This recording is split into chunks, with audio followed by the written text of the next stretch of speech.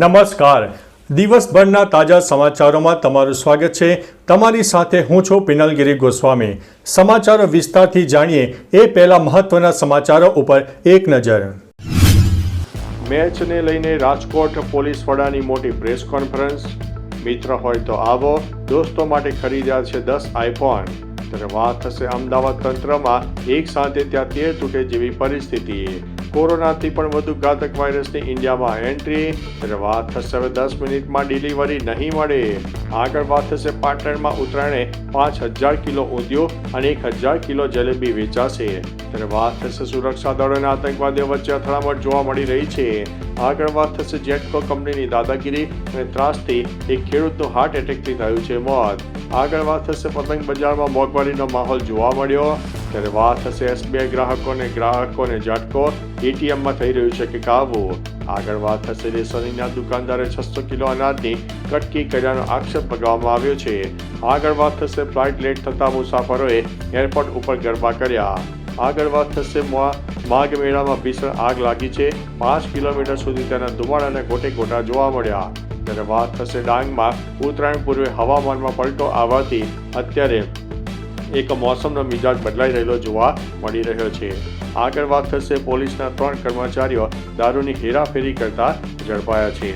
હવે મિત્રો સમાચારો વિસ્તારથી. દાહોદના ચાકલિયા પોલીસ સ્ટેશનના 3 પોલીસ કર્મીઓ દારૂની હેરાફેરી કરતા ઝડપાયા છે.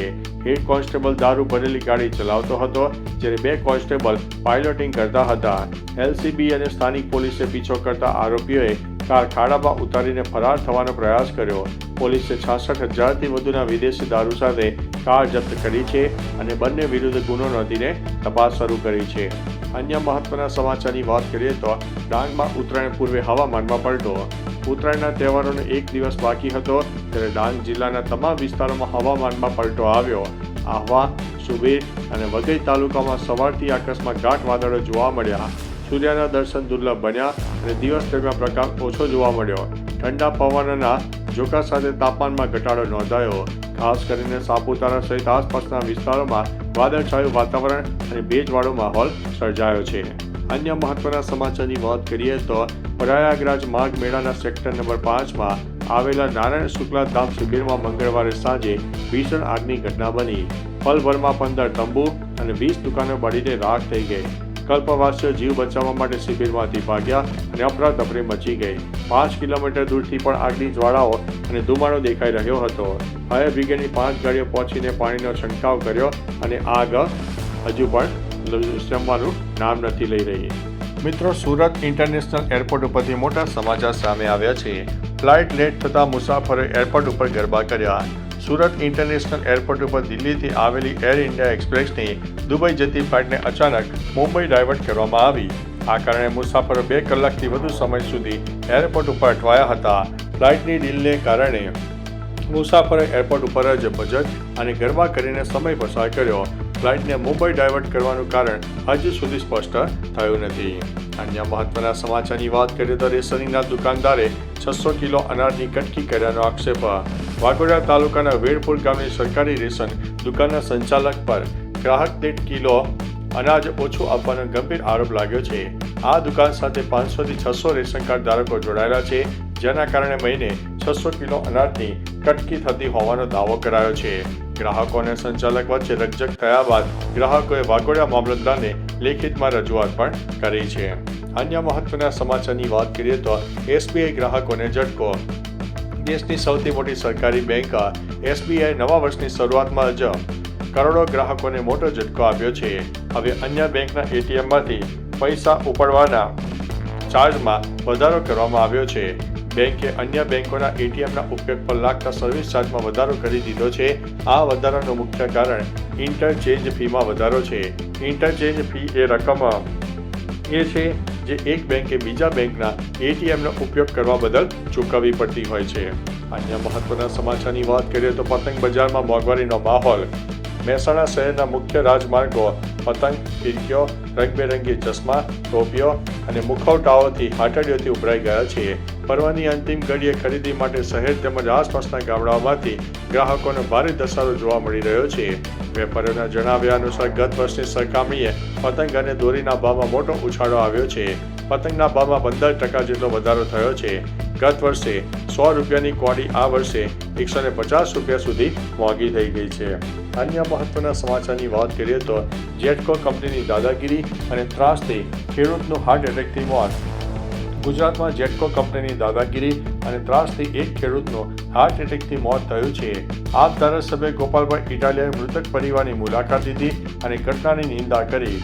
ઇટાલિયાએ આક્ષેપ કર્યો છે કે કંપનીએ પોલીસને લાવીને ગુંડાગીરી કરી, ખેડૂતની પરમિશન વગર ખેતરમાં વીજળીની લાઈનો નાખી અને વળતર પણ આપ્યું નહીં.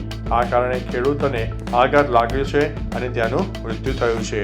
અન્ય મહત્વના સમાચારની વાત કરીએ તો સુરક્ષા દળો અને આતંકવાદીઓ વચ્ચે અથડામણ. જમ્મુ કાશ્મીરના કઠુઆ જિલ્લામાં સુરક્ષા દળો અને આતંકવાદીઓ વચ્ચે તીવ્ર એન્કાઉન્ટર ચાલી રહ્યું છે. બિલાવર વિસ્તારમાં સર્ચ ઓપરેશન દરમિયાન જૈશે મોહમ્મદના એક આતંકવાદી સાથે સામનો થયો. આતંકવાદીએ ગોળીબાર કર્યો હતો, જેના જવાબમાં સુરક્ષા દળો અને પોલીસ પર કાર્યવાહી કરી. સૂત્રોના જણાવ્યા અનુસાર દેશના કમાન્ડર માવી ફસાઈ ગયા હોવાની શક્યતા છે. મિત્રો, પાટણથી સૌથી મોટા સમાચાર સામે આવ્યા છે. પાટણમાં ઉત્તરાયણે 5000 કિલો ઊંધિયું વેચાશે, 1000 કિલો જલેબી પણ વેચાશે. પાટણ શહેરમાં ઉત્તરાયણ પર્વ નિમિત્તે પતંગ રસિયા ઊંધિયું, જલેબી અને ફાફડાની જયાફત માણશે. આ વર્ષે એક જ દિવસમાં અંદાજિત 4 થી 5000 કિલો ઊંધિયું અને 1000 કિલોથી વધુ જલેબીનું વેચાણ થવાનો અંદાજ છે. વેપારીઓના જણાવ્યા અનુસાર ઘી અને તેલના ભાવ વધારાને કારણે જલેબીના ભાવમાં કિલો દીઠ 20 થી 100 રૂપિયા સુધીનો વધારો જોવા મળશે. અન્ય મહત્વના સમાચારની વાત કરીએ તો હવે 10 મિનિટમાં ડિલિવરી નહીં મળે. દેશમાં 10 મિનિટની અંદર ડિલિવરીના નામે ડિલિવરી બોયની સુરક્ષા અને કામના દબાણને લઈને વધતી ચિંતા વચ્ચે કેન્દ્ર સરકારે કડક વલણ અપનાવ્યું છે. કેન્દ્રીય આરોગ્ય મંત્રી મનસુખ માંડવિયાના હસ્તક્ષેપ પછી બ્લિંકિટ સહિત અન્ય ક્વિક કોમર્સ પ્લેટફોર્મે 10 મિનિટ ડિલિવરીનો ફીચર્સ હટાવવાનો નિર્ણય કર્યો છે. સરકારનું મુખ્ય ધ્યાન ડિલિવરી બોયની સુરક્ષા અને કામના અતિશય દબાણને રોકવાનો છે. અન્ય મહત્વના સમાચારની વાત કરીએ તો કોરોનાથી પણ વધુ ઘાતક વાયરસની ઇન્ડિયામાં એન્ટ્રી. પશ્ચિમ બંગાળમાં નિપા વાયરસના કેસ સામે આવતા કેન્દ્ર સરકાર એક્શનમાં આવી છે અને ખાસ રિસ્પોન્સ ટીમ ત્યાં મોકલી છે. નિપા વાયરસ અત્યંત ઘાતક માનવામાં આવે છે, જેમાં મૃત્યુદર 40 થી 75% જેટલો ઊંચો હોઈ શકે છે. આ વાયરસ પ્રાણીઓમાંથી મનુષ્યોમાં ફેલાય છે. કેન્દ્રીય ટીમ સ્થાનિક આરોગ્ય તંત્ર સાથે મળીને સંક્રમણને રોકવા અને સંપર્કમાં આવેલા લોકોનું ટેસ્ટિંગ કરવા માટે કામ કરી રહી છે. અન્ય મહત્વના સમાચારની વાત કરીએ તો અમદાવાદમાં એક સાથે ત્યાં 13 તૂટે જેવી પરિસ્થિતિ. અમદાવાદના સાબરમતી રિવરફ્રન્ટ રોડ પર બ્રિજ તોડવાની કામગીરી દરમિયાન મોટી બેદરકારી સામે આવી છે.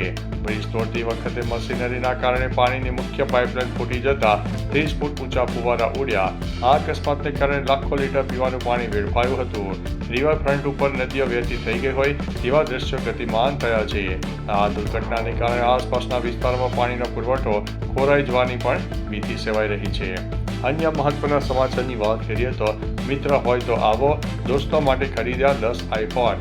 સોશિયલ મીડિયા પર એક ચોંકાવનારો વિડીયો વાયરલ થઈ રહ્યો છે, જેમાં એક વ્યક્તિએ પોતાની મિત્રતાનું અનોખું ઉદાહરણ પૂરું પાડ્યું. આ શખ્સે તેના મિત્રો માટે એક સાથે 10 આઈફોન ખરીદ્યા. જ્યારે સેલ્સમેને બિલ બનાવ્યું ત્યારે કુલ રકમ 14.70 લાખ જેટલી થઈ ગઈ. જે સાંભળીને ત્યાં હાજર એક મિત્ર તે માથું પકડીને બેસી ગયો. આ ઘટના જોઈને નેટિઝન્સ આશ્ચર્યચકિત થઈ ગયા અને કહે છે કે બધા મિત્રોને આવા મિત્રની જરૂર છે. અન્ય મહત્વના સમાચારની વાત કરીએ તો મેચને લઈને રાજકોટ પોલીસ વડાની પ્રેસ કોન્ફરન્સ.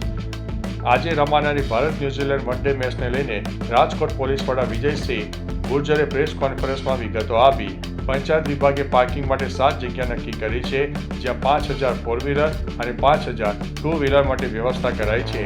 રાજકોટ અને જામનગર રોડ પર ભારે વાહનો માટે પ્રતિબંધ છે, જ્યારે નવા 150 ફૂટ રોડ પર પડગરીથી ડાયવર્ઝન આપવામાં આવ્યું છે. સ્ટેડિયમમાં સીસીટીવી કેમેરાથી સખત નજર રાખવામાં આવી રહી છે. તો ચાલો મિત્રો, ફરીથી દેશ અને દુનિયાના સુપરફાસ્ટ સમાચાર લઈને મળતા રહીશું. ત્યાં સુધી અમને રજા આપશો. નમસ્તે.